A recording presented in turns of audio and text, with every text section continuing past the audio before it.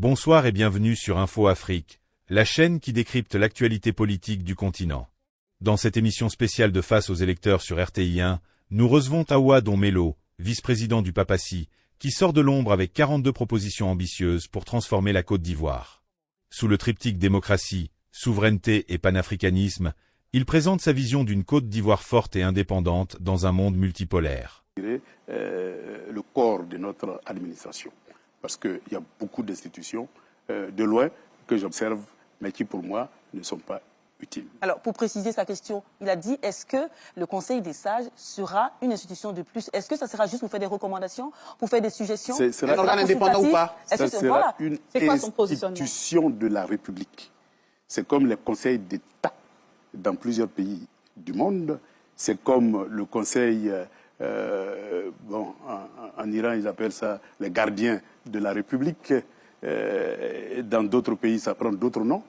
Au Ghana, ça existe. Il y a un conseil qui rassemble les anciens chefs d'État en période de crise. C'est ceux-là qui dénouent les crises. Et donc, c'est une institution qui va exister au même titre que celle qui existe dans le monde et qui aura pour rôle de chercher des consensus autour de tout ce qui... Et qui va exister pendant combien de temps? Est-ce que vous définissez son existence dans une période? C'est une institution de la République.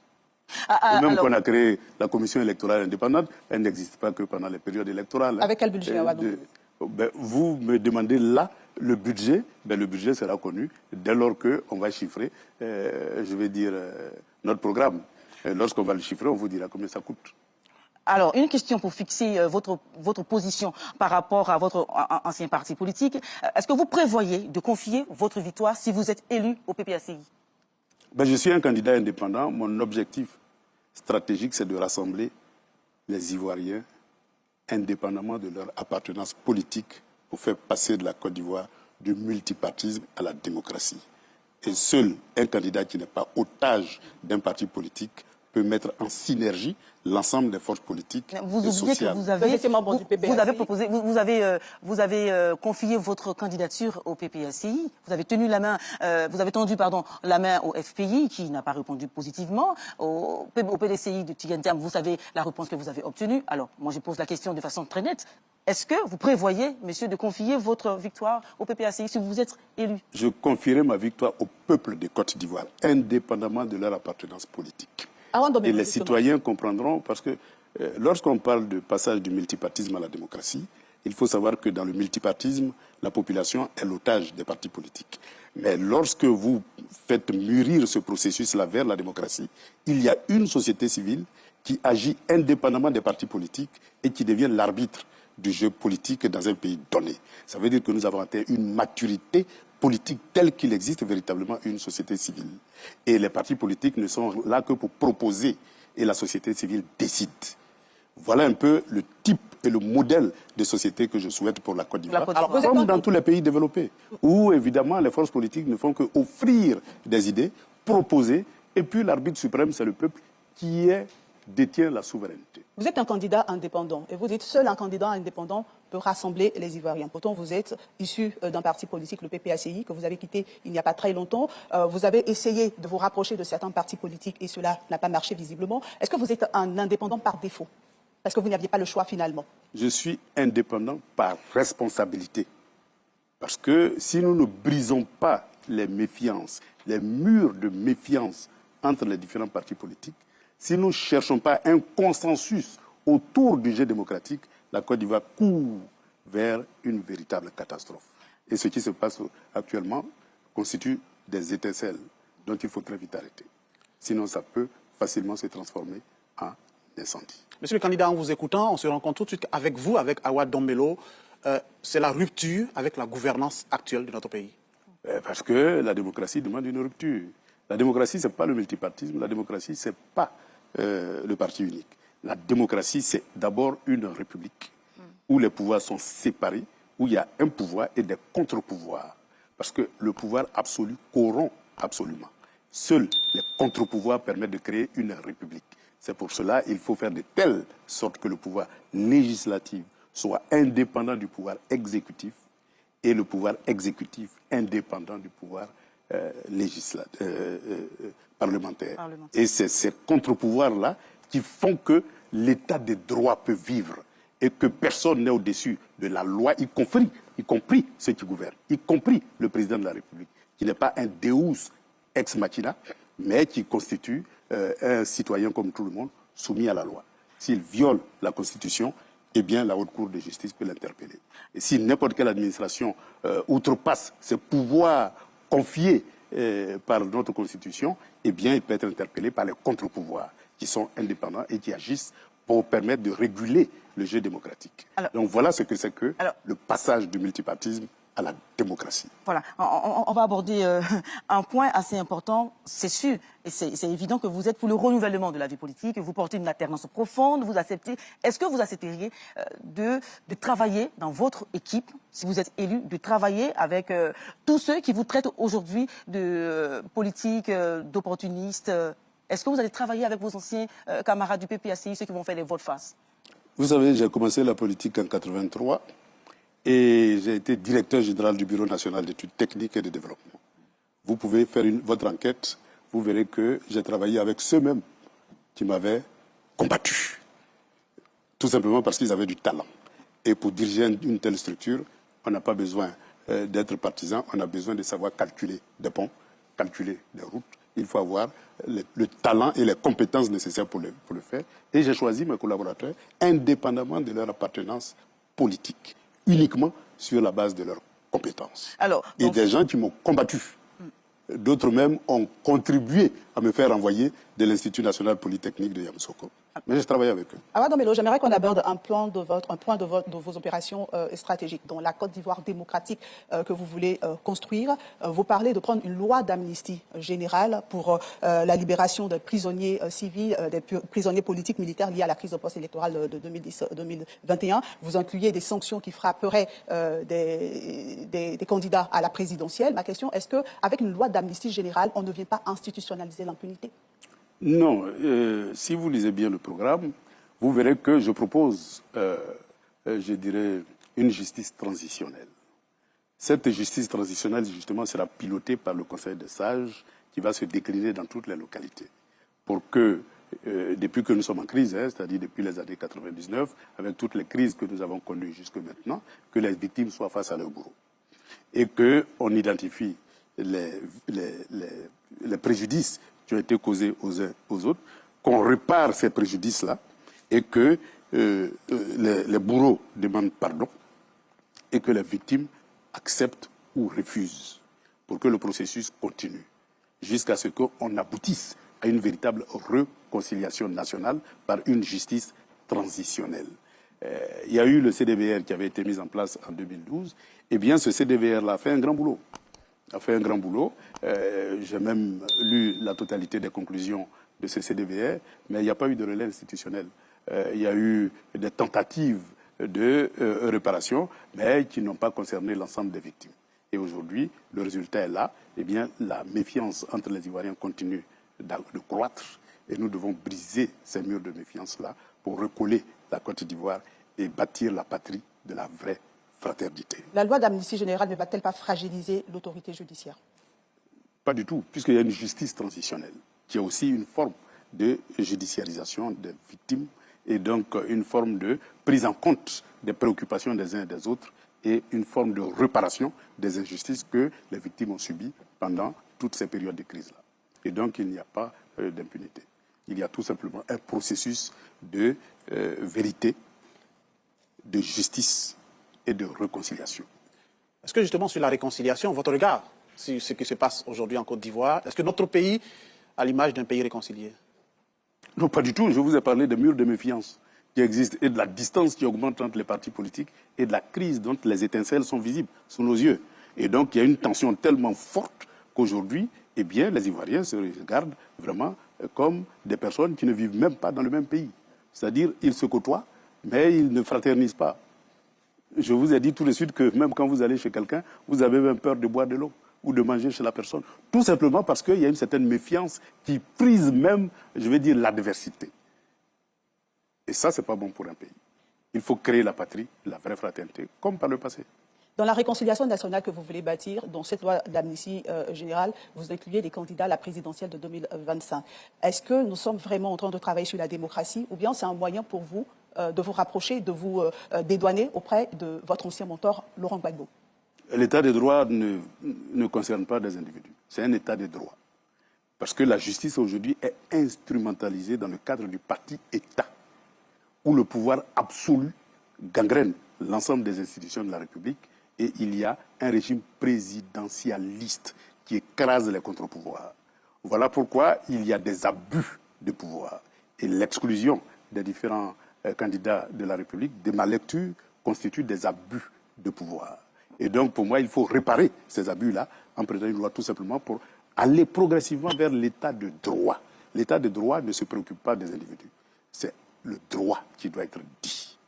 Voilà ma volonté de construire une véritable démocratie et un état de droit, puisque les deux constituent les deux facettes du processus démocratique. Alors bien, Awa Domelo, le droit doit être dit, vous l'avez si bien dit. Alors, si vous nous rejoignez, mesdames et messieurs, sur RTI 1, sur Radio Côte d'Ivoire et RTI Info, monsieur Awa Domelo, candidat indépendant à la présidentielle, est d'en face aux électeurs pour expliquer son projet de société articulée autour de la participation constructive au processus démocratique. Et pas seulement, maintenant nous abordons le point d'orgue de tout son argumentaire, la souveraineté. Il réclame la nécessité de reprendre le contrôle des leviers économiques et stratégiques, étant, lui, bien entendu, le garant d'un nouveau modèle de développement. Alors, pour comprendre bien ce pan de votre projet, il est utile, M. Awa Domelo, de fixer dans la mémoire collective le terme de souveraineté. Alors, dites-nous, que doit-on comprendre par souveraineté et comment se décline-t-elle? Bien, d'abord, il faut comprendre que l'indépendance n'est pas la souveraineté. Un pays peut être indépendant et parce que le pays manque de compétences pour prendre en charge tous les aspects du développement, ce pays-là peut sous-traiter à l'ancienne puissance coloniale des pans entiers de son développement. Vous avez vu qu'au début des années 60, eh bien, tous les enseignants étaient des Français.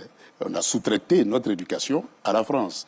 Vous avez vu que notre administration, eh bien, il n'y avait que des conseillers techniques qui avaient en charge la prise en main des dossiers techniques de l'ensemble des ministères. Et donc, c'était une forme de sous-traitance. Vous constatez qu'au niveau militaire, nous avons eu des accords de défense qui ont confié la défense du territoire à l'ancienne puissance coloniale. Vous avez vu que les accords monétaires ont cédé notre souveraineté monétaire à l'ancienne puissance coloniale. Mais est-ce qu'aujourd'hui, nous sommes dans le même contexte? On a tellement de cadres que des docteurs chôment. Donc, ce que nous avons sous-traité hier, il faut les reprendre aujourd'hui pour que le développement de la Côte d'Ivoire soit l'œuvre des Ivoiriens eux-mêmes. Voilà le sens profond de la souveraineté.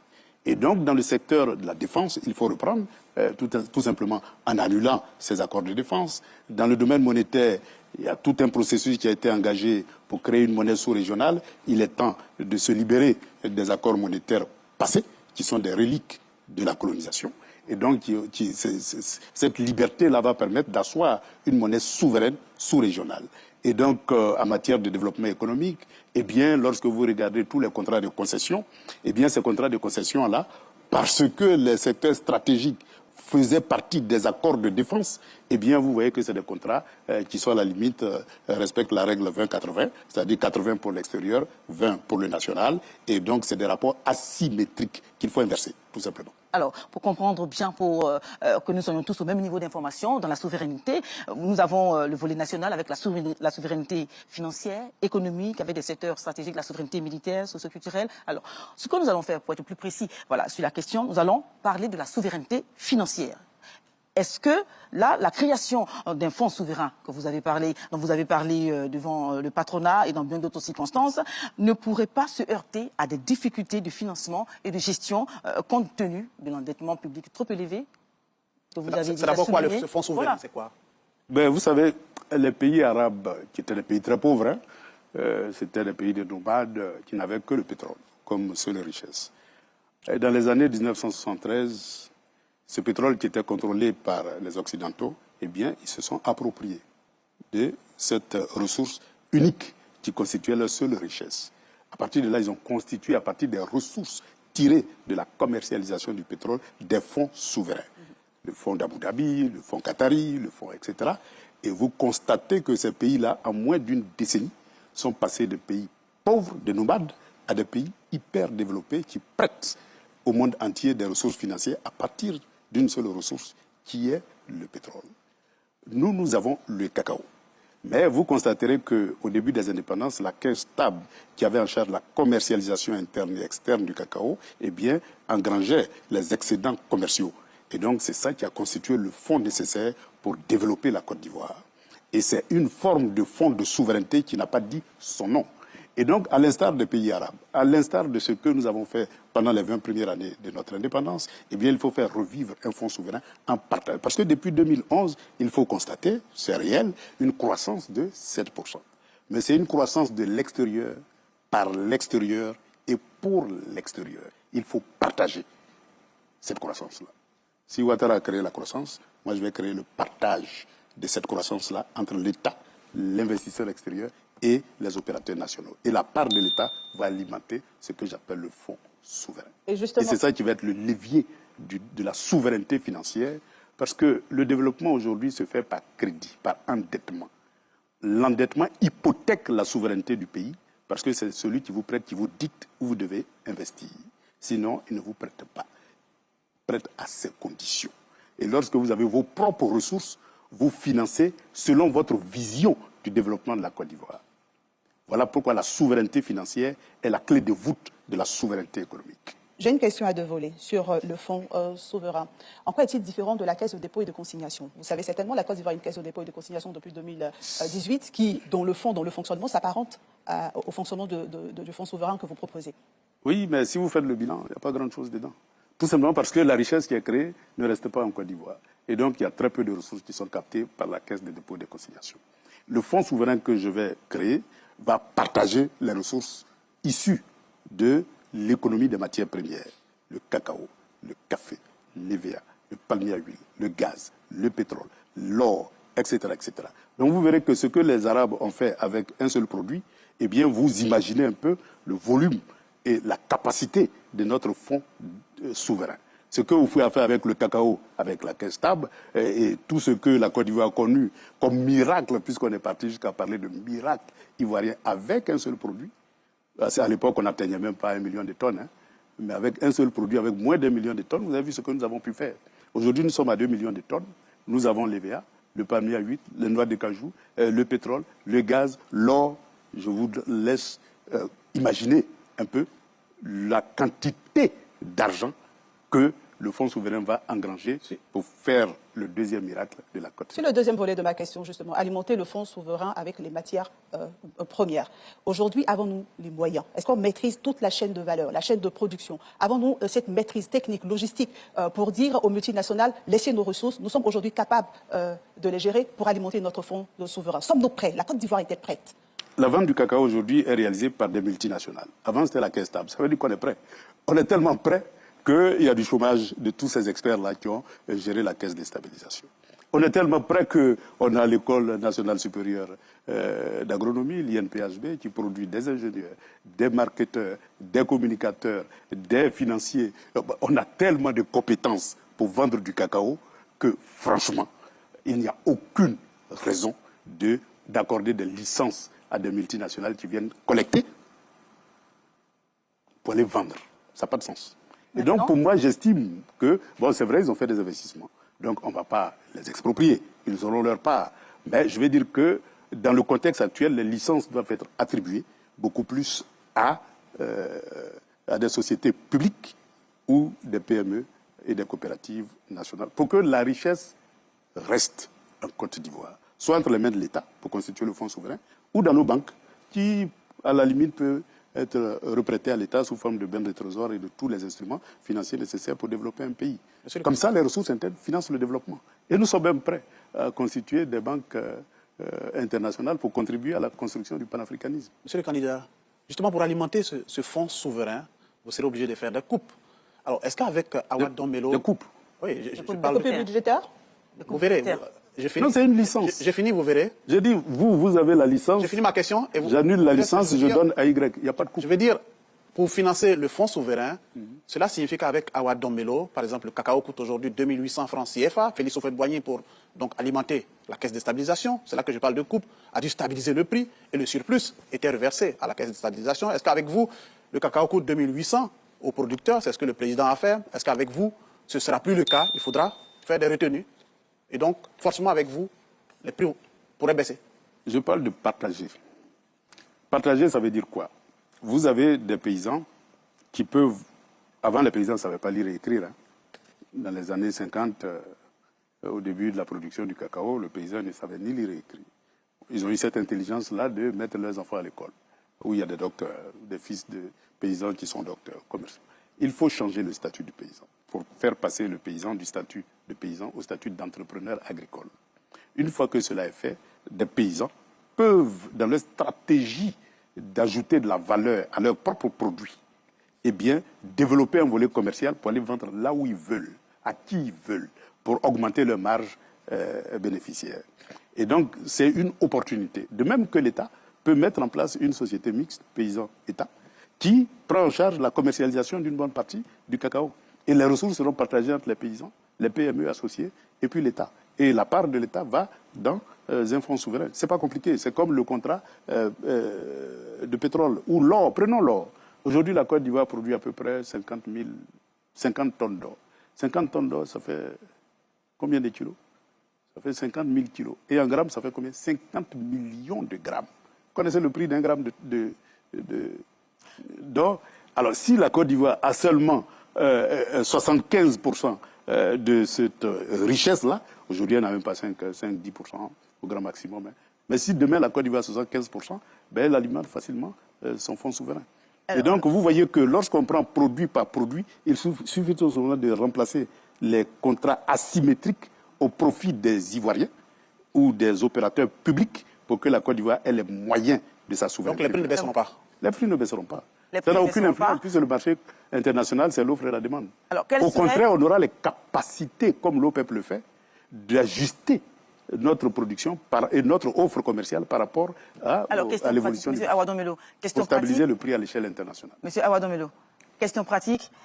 Dites-nous quel serait le prix du kilogramme de cacao si vous êtes président. Non, c'est le prix du marché. Ça ne change pas. Ça, c'est pas moi qui le fixe. Si c'est 2800, il sera 2800. 2800. Ah ben oui, si c'est 2800, il sera 2800. Évidemment, il sera 2800. Mais sur le marché international, c'est pas 2800 aujourd'hui. Tout à fait. On a eu des pics en 2024 qui allaient jusqu'à 6000 francs le kilo. Donc, cette évolution-là, vous comprendrez que lorsque vous le payez à 2800 et que même vous le vendez à 5000, eh bien, vous avez une marge importante qu'il faut partager entre l'État, l'investisseur extérieur et les PME et les coopératives. Alors, et donc, c'est la part de l'État qui va dans le fonds souverain. Alors, on va aborder un autre point, un peu de clarté. Vous proposez une industrialisation massive en transformant les producteurs agricoles, vous venez de le dire, en entrepreneurs. Et cela passe, comme vous l'avez bien dit, par la maîtrise de la chaîne de valeur. Alors, expliquez-nous le process. Comment ça peut se faire exactement? Ben, comme tous les pays émergents, hein, moi je travaille beaucoup avec les pays émergents en tant que vice-président de l'Alliance des BRICS. J'observe beaucoup comment ces pays qui étaient anciennement dominés ont réussi à se libérer et aujourd'hui à devenir des puissances mondiales. Et donc, dans mes observations, j'ai constaté que le passage des économies primaires aux économies industrielles dans tous ces pays-là, c'est passé par des zones économiques spéciales ou des zones franches. Et donc, et ces zones économiques spéciales ou ces zones franches, c'est l'œuvre de l'État investisseur. Malheureusement, depuis les années 90, les injonctions des bailleurs de fonds, c'est de retirer l'État dans le secteur de la production. C'est pour cela, dans le logement, par exemple, vous constatez que beaucoup de sociétés d'État se sont retirées. Dans la banque, beaucoup de sociétés d'État se sont retirées. Dans la caisse stable est tombée parce que l'État s'est retiré du cacao, etc., etc. Et donc, moi, ma politique, c'est le retour de l'État accompagnateur du secteur privé.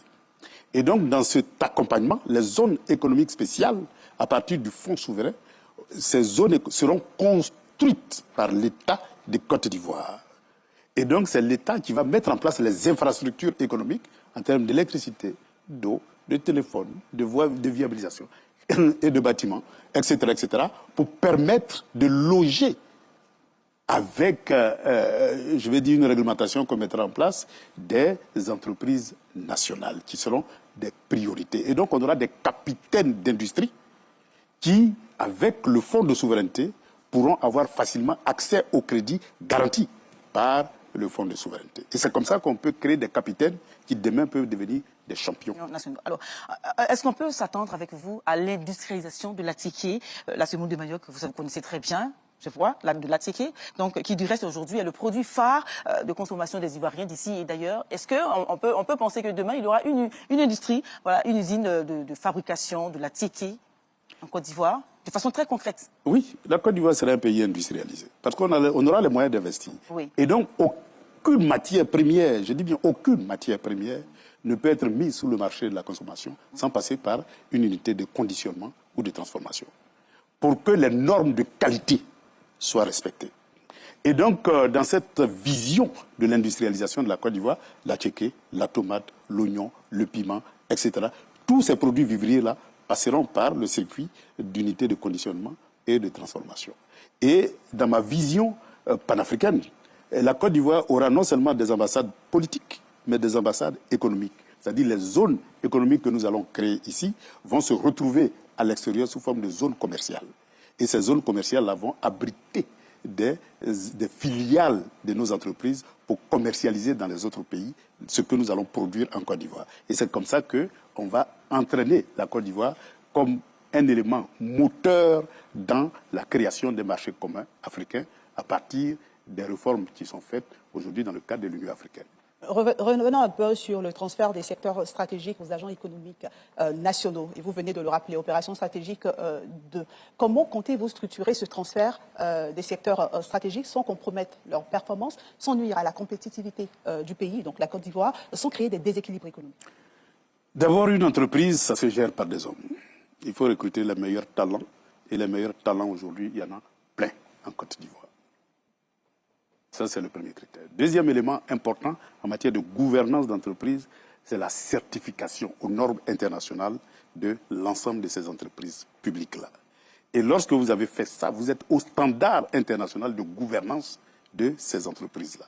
Et donc, si vous avez les meilleurs talents, avec les meilleures procédures et processus certifiés selon les normes internationales, il est bien évident que toutes les activités qui se déroulent dans l'entreprise seront traçables. Et comme nous aurons une justice indépendante et des contre-pouvoirs, celui qui enfreint à ces règles-là, eh bien, il sera traduit devant les institutions. Et donc, la sanction va permettre d'avoir toujours une bonne gouvernance de ces entreprises-là. Et donc, le transfert de propriété, parce que prenez par exemple le secteur de l'électricité, plein d'autres secteurs, c'est des partenariats publics-privés à durée déterminée. C'est-à-dire, on concède, mais pour une période, 14 ans, 15 ans pour certains, 30 ans pour d'autres. On va les auditer. Les entreprises qui ont atteint leurs limites, eh bien, on les reprend tout simplement. On ne renouvelle plus ces contrats de concession parce que nous avons les compétences pour les gérer aux normes internationales. Et nous allons créer un état de droit qui va permettre d'encourager la bonne gouvernance et la sanction des mauvaises pratiques et des mauvais gestionnaires. Et donc, nous aurons créé les conditions nécessaires pour la bonne gouvernance des entreprises nationales. Quand on a pris le pouvoir en 2000, j'étais directeur général du BNET. J'ai certifié le Bureau national d'études techniques et de développement aux normes internationales et j'ai recruté les compétences indépendamment de leur appartenance politique. En 5 ans, on a multiplié par 5 le chiffre d'affaires du BNET. Donc voilà comment, si vous avez des hommes qu'il faut et une entreprise aux normes internationales, gouvernée aux normes internationales, eh bien vous êtes capable de bonne gouvernance de ces entreprises-là. Et c'est cet esprit-là que je vais instaurer pour que les entreprises qui vont passer entre les mains du public soient les mieux gérées de la Côte d'Ivoire. Monsieur le candidat, on le sait tous, l'économie de la Côte d'Ivoire repose sur l'agriculture. Est-ce qu'avec Awa Dombelo, la locomotive va changer? L'économie va se reposer sur l'industrie. Cette fois, ce sera l'industrie. Ça sera l'industrie. Et c'est pour cela que le Fonds souverain est l'instrument privilégié de la création de ces zones économiques spéciales-là et de création des conditions de développement de nos capitaines d'entreprise. Regardez un peu les multinationales qui sont ici. Faites l'analyse. Vous verrez que tous les grands cadres sont des Ivoiriens. Bien. Alors, pourquoi est-ce que ces cadres-là qui dirigent des entreprises multinationales ne seraient pas capables de diriger leur propre entreprise? C'est ceux-là que j'appelle les futurs capitaines d'entreprise et qui vont devenir des champions avec l'accompagnement de l'État. Voilà ma vision du développement industriel. Alors, pour vous permettre... Si vous avez aimé cette analyse, abonnez-vous à Info Afrique, activez la cloche et partagez cette vidéo pour encourager le débat démocratique. Votre avis compte. Laissez un commentaire pour dire si vous pensez qu'Awa Dombelo peut incarner une nouvelle ère politique en Côte d'Ivoire.